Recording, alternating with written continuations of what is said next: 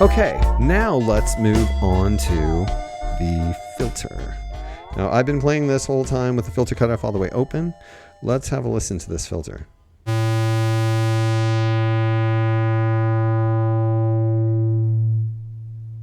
We have the resonance all the way off, although there's kind of a resonant sound to it there.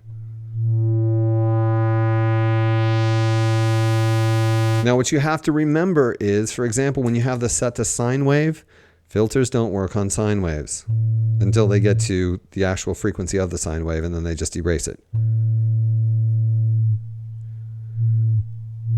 So we're not getting all the way down to that, but you can hear it diminish in volume.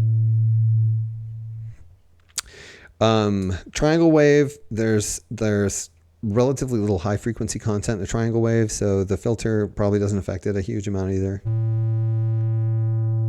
A little bit. But you can hear that that's a really nice filter.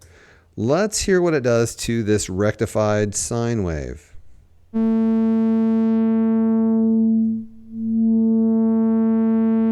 It does affect the rectified sine wave. Of course, square wave, it's going to work quite well on because square wave is brimming with harmonics.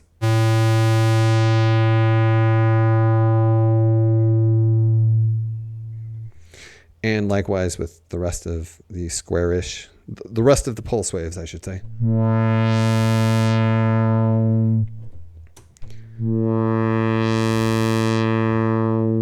And in oscillator 2, it's going to work well with the noise. So you can do wind noises if you want to.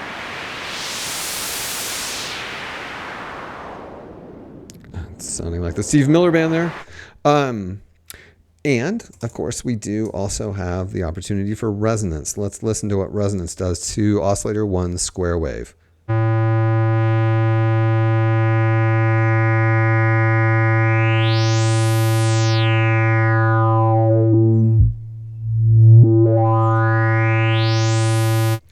Here's half resonance.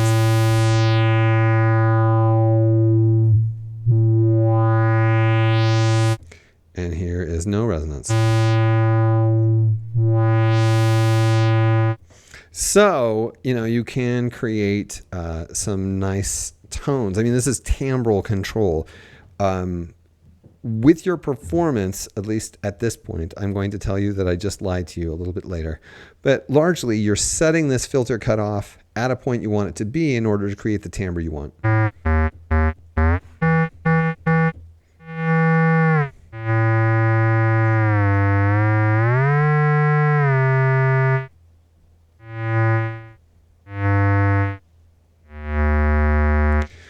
Because your hands are taken up, right? I mean, you've got one finger here, two fingers here. You can't be like doing filter sweeps.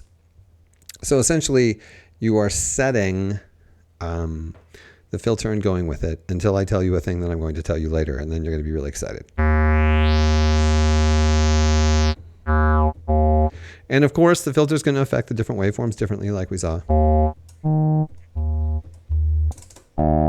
You have a wide variety of timbres possible, is what I'm basically saying.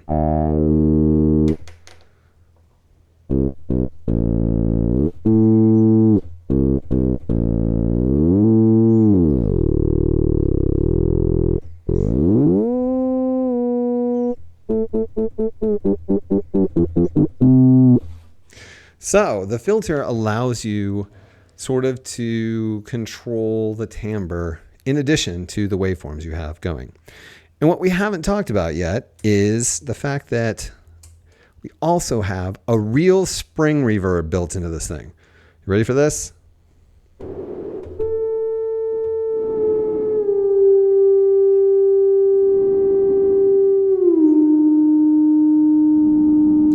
I'm using the oscillator, second oscillator is still set to noise. So I'm sort of using that artistically here.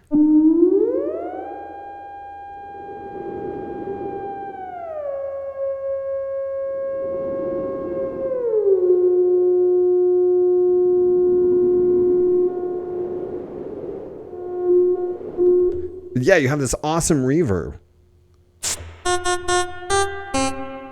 Let's turn it all the way up. It gets really wild. If you turn it to rectified sine and you mess with the resonance,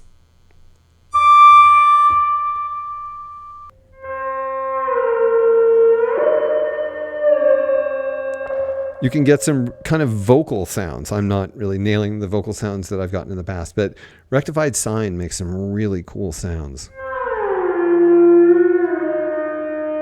That's all the way up. You don't have to have the reverb all the way up. You can choose more responsible reverb setting. This time I'm going to do that again. I'm going to keep my finger perpendicular. See, it's all, I tend to swing my hand right and left because, you know, keyboard players do that. But yeah, you have to develop a technique with this device, and that is really cool.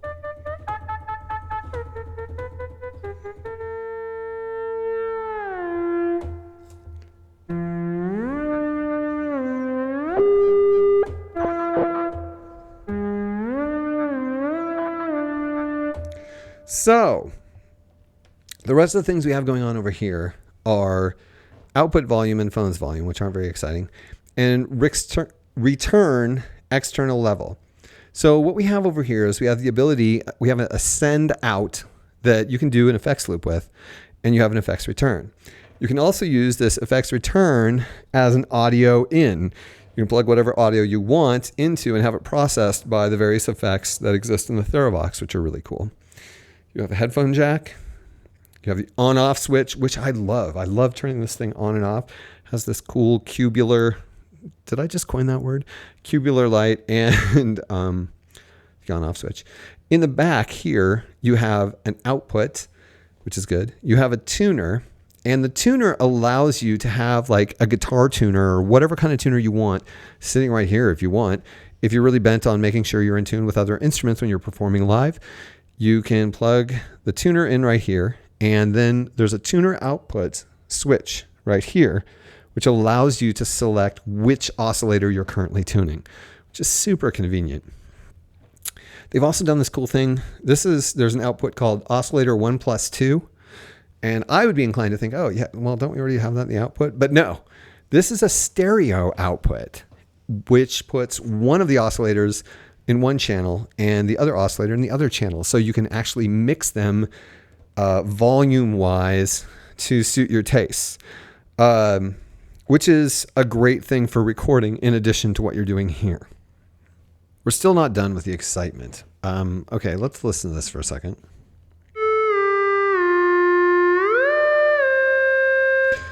We have the resonance all the way up. We have the filter cut off halfway up. We're using a square wave at 8 feet. We also have the ability to turn on sync, which is sync just like with normal synthesizers, where the second oscillator is forced to restart its waveform whenever the first oscillator is. And it creates the sync on this unit creates some really interesting sounds.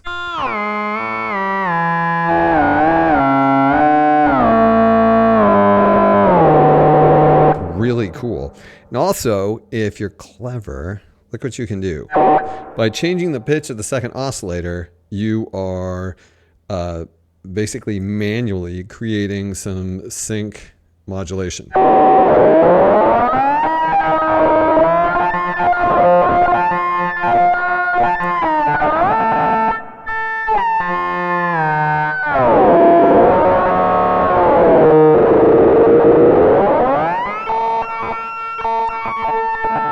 So this is not just like your Clara Rockmore sort of performance device. You can also do some pretty raucous stuff with it. If we turn off this oscillator down, the second oscillator's pitch control, then we're controlling, it stays the same, and we're changing the pitch of the first oscillator, which creates some really bizarre things in the second oscillator.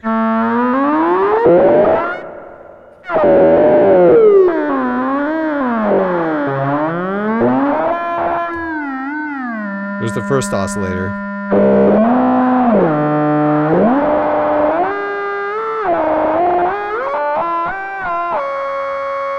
Please forgive this non-melody I'm playing, but I'm listening more to the the effect of the sync than trying to do something pretty. I can't do something pretty.